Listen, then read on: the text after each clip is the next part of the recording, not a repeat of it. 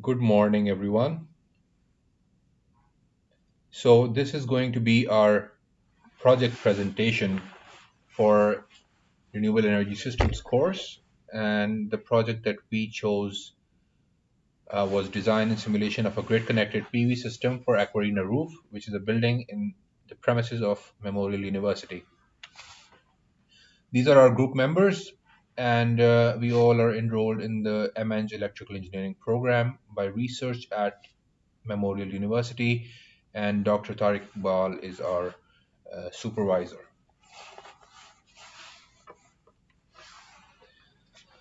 The Aquarena building was visited by the team members, and we found out that there is a big swimming pool inside, and a gymnasium, and some small administrative offices, and a cafeteria.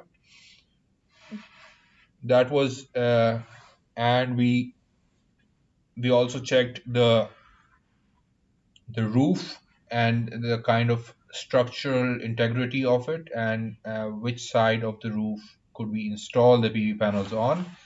We have a south facing side and a north facing side, so it would be pointless to have any PV installations on the north facing side because there is no sunlight hitting that. And so our rooftop area was reduced by half after the site visit.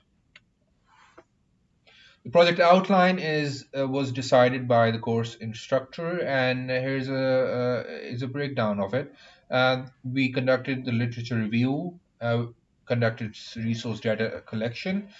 Afterwards, we did the system sizing, specifications, and steady state modeling. We used Homer and its data resources extensively during this stage. Afterwards, we moved on to system dynamic modeling, simulation, and analysis. Uh, During this phase, we used Helioscope and MATLAB. And furthermore, during the control system and protection system design analysis, we iterated the design and control system sizing and its configurations depending on our simulation results, and that was refined over multiple revisions. The literature review yielded multiple pointers which motivated us to choose this project.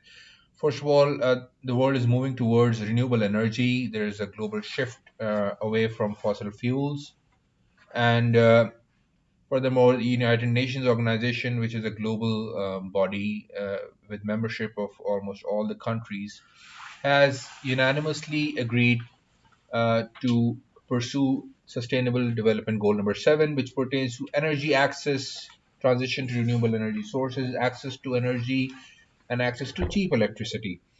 Uh, this was also a motivating factor. Then we also did some research and found out that this PV system could help us tackle climate change problem and global warming, since this system would not produce any greenhouse gases. Then we have another motivation that the global fuel or fossil fuel resources are depleting and their costs are rising, and eventually we'll run out of them. So our motivation to move towards renewable was further supported by this finding.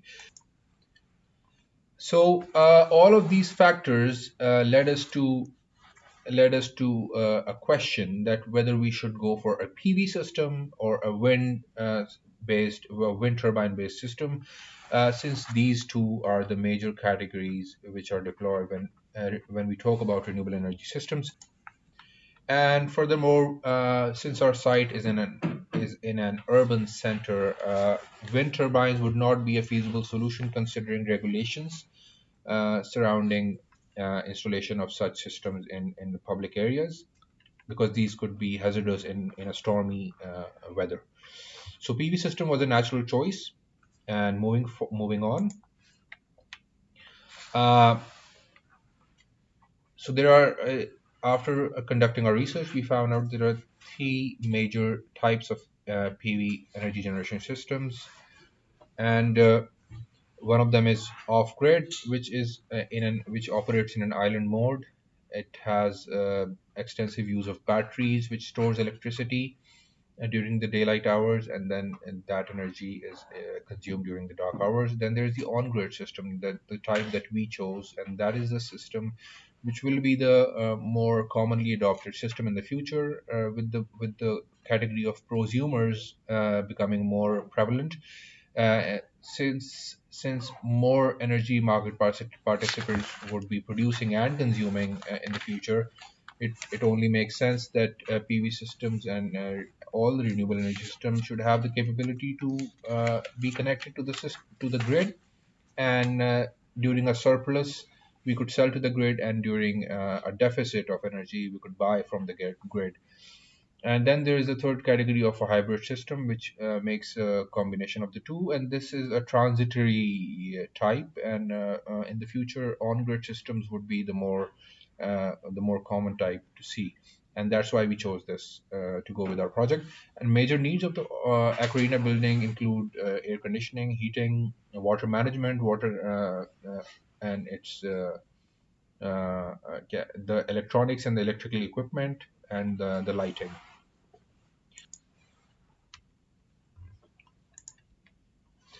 Going forward, we visited as a team the facilities management building, and met with the manager there, and they were kind enough to give us their energy consumption data, since they're responsible for managing the facility. And using that data, we graphed these histograms for year-on-year analysis of the energy consumption.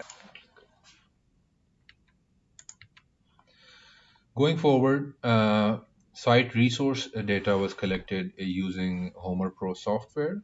And in this illustration, you could see that the annual average is 3.15 kilowatt hours per meter square per day. This is the energy that falls on the surface of St. John's on average, and this is an overestimated figure, since our PV panels are not 100% efficient, and keeping those efficiency considerations, this number goes down significantly. Going further, the site resource data was collected for daily sunlight hours, and the average came out to be 4.6 hours, and this was collected from the internet. Um, uh, the site resource data for the temperature was also collected, and the internet was used in combination with Homer to plot these graphs and tabulate the monthly daily averages. So moving forward to the PV system sizing phase, we used Google Maps to conduct this analysis. And as you can see in the illustration, our rooftop area on the south side comes down to be 2436 meter squares. Moving along,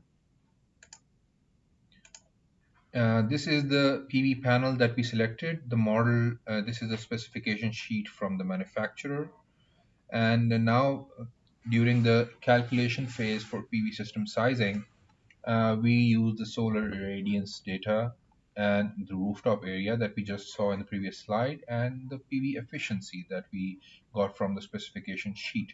And the ideal situation led us to believe that 1442 panels could be installed, but that did not include the consideration for shading losses and other parameters, which was so this number was refined down to 672 panels after conducting this shading reflective analysis on helioscope.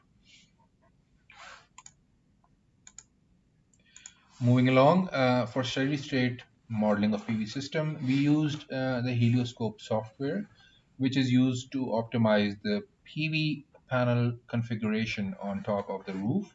And this helps us take into account the shading losses, reflective losses, and due to the structure, and also it helps us decide the optimum tilt angle, the optimum spacing between strings, the total number of string size, and also allowed us to refine our design so that we only install 672 panels as opposed to the theoretical 1442. Going along, for steady state modeling of PV. So here in this slide, we can see the analysis conducted by the Helioscope software after giving it the basic parameters of the site and our requirements. It gave us the optimized number of strings, which is 32, and the total number of PV panels, which is 672, and the spacing between them will be zero point 0.4 feet, 0.04 feet, and the number of inverters that we will require for this arrangement. And we'll be using Sunny Tri-Power Core 2 as our designed model requires two of these for our solar array configuration, and Canadian Solar MS340 for each panel design. So this is the further deeper dive into the analysis done by Helioscope, and this illustration on this slide gives us the optimum rating of of the equipment required for the PV system installation.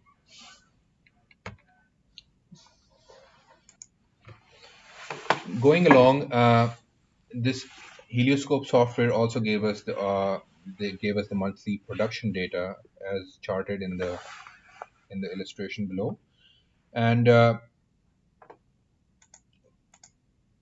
this is the annual production data generated by Helioscope for our optimized design. And this here is the pie chart of the losses incurred after refining our design as per the recommendations of Helioscope software and installing PV arrays as per the as for to cater for minimum shading, reflection, and electrical losses. This pie chart uh, is the best possible scenario that can be reached with our system.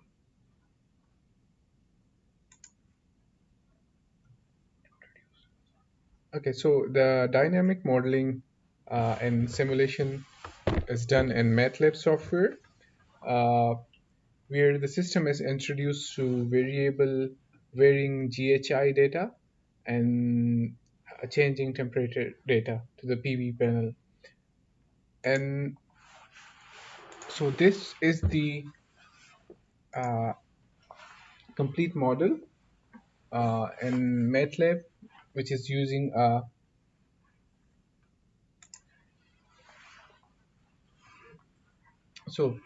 this is the model without control system. We have given fixed duty ratio to the boost converter and the inverter.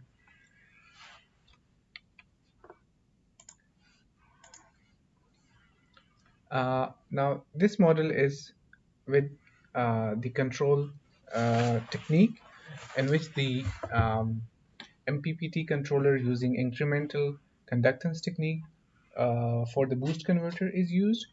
And since the output from the PV is varying based on the GHI data, so this is converted into a constant DC voltage of 500 volts by the boost converter using the incremental technique.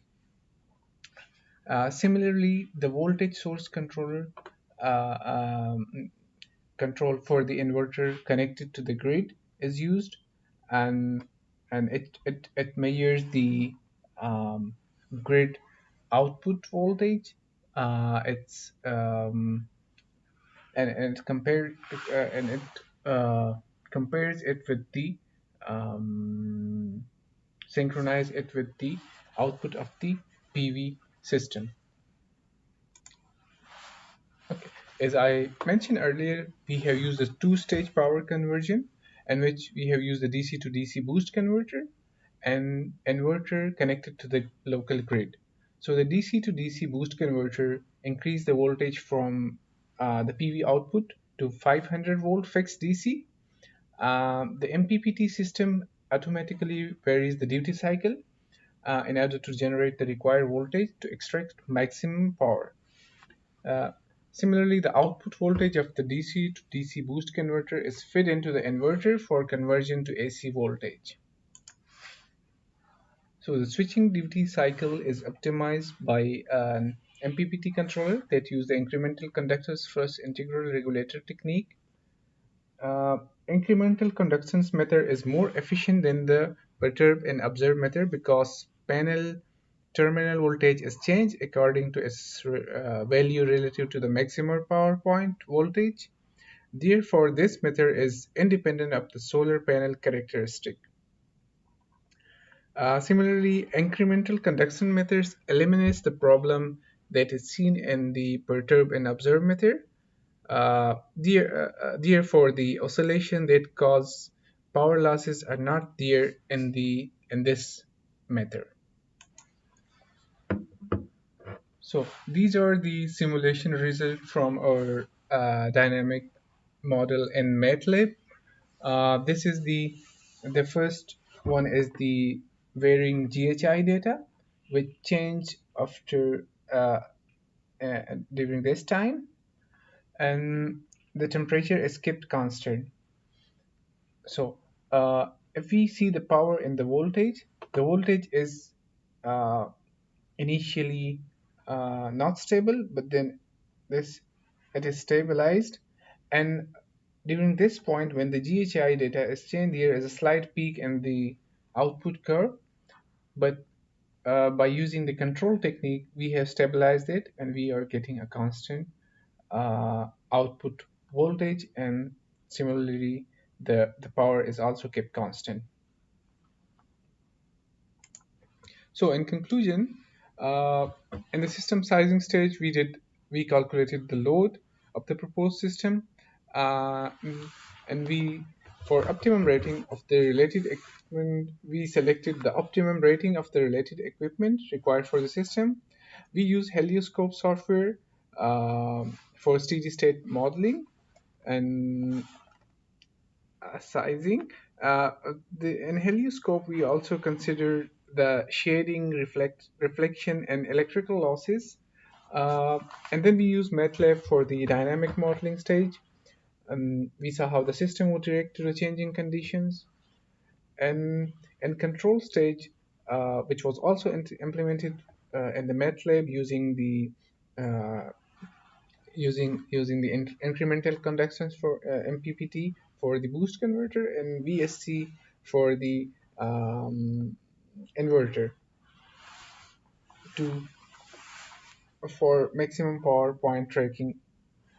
So the overall rating of the PV output improved, and the response of the system to varying uh, irradiance was stable.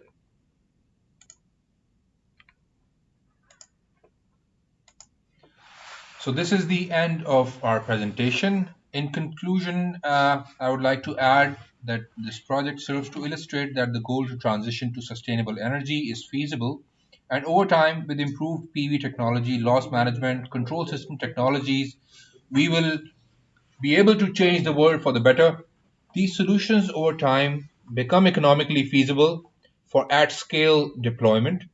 Cost of PV systems is on an accelerating decline, and with surface area available on barren land and oceans, we can power the world with sunlight. At least that's the hope. Thank you very much.